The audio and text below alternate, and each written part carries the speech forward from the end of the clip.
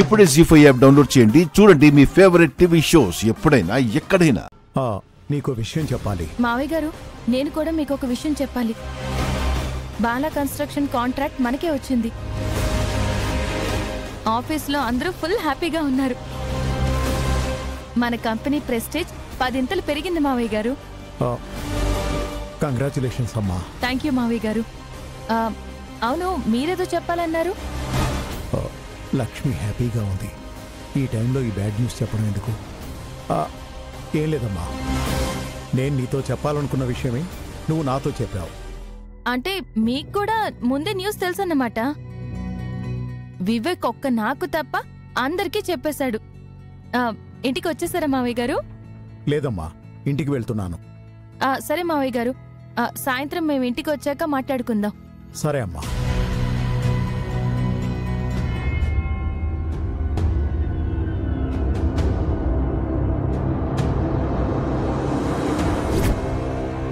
Kitty పార్టీకి వెళ్ళావా? ఏంటి తమాషాగా ఉందా? పార్టీకి వెళ్ళానంటున్నావు, 1,00,000 కావాలంటున్నావు. అసలేం చేస్తున్నావు అక్కడ?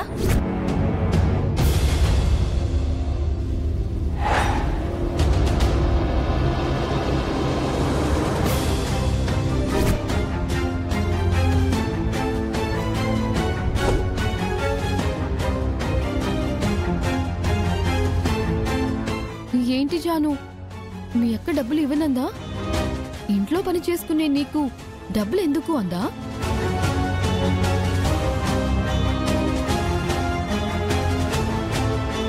ఇందాకే చెప్పాను జాను, మనుషులు ఇలాగే ఉంటారు. అక్కైనా చెల్లైనా ఎవరి స్వార్థం వాళ్ళది, ఎవరి లైఫ్ వాళ్ళది. ఎవరి గురించి వాళ్లే ఆలోచించుకోవాలి.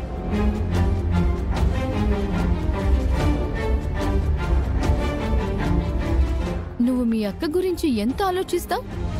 తను చెప్పిన ప్రతి పని చేస్తావు. నీకోసం మీ అక్క ఒక్క పనైనా చేసిందా?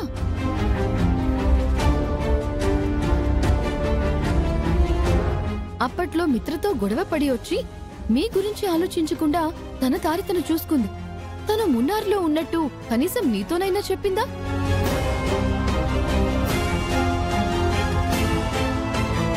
అక్కడి నుంచి తిరిగొచ్చి జేఎంఆర్ గారి డాటర్ లాగా డ్రామాలాడింది.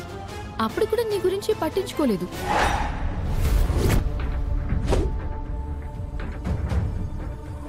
తాను పెళ్లి చేసుకుని హ్యాపీగా సెటిల్ అయింది. నీ ప్రేమ గురించి ఆలోచించిందా? వివేక్ ధైర్యం చేసి నేను పెళ్లి చేసుకున్నాడు కాబట్టి సరిపోయింది.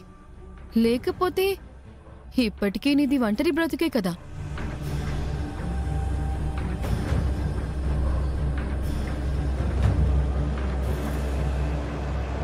అక్కా చెల్లెళ్ళైనా అన్నదమ్ములైనా చిన్నప్పుడే ప్రేమలు బంధాలు ఉంటాయి జాను. ఒక వయసొచ్చాక స్వార్థం స్టార్ట్ అవుతుంది. పెళ్ళయ్యాక ఎవరి లైఫ్ వాళ్ళదవుతుంది. ఇప్పటికైనా తెలుసుకో. ఇక నుంచైనా నీ గురించి వివేక్ గురించి ఆలోచించుకో. నువ్విప్పుడు మేలుకోకపోతే మీ అక్క నిన్ను ఎప్పటికీ మోసగిస్తూనే ఉంటుంది. నువ్వు వివేక్ మోసపోతూనే ఉంటారు. ఆలోచించుకో.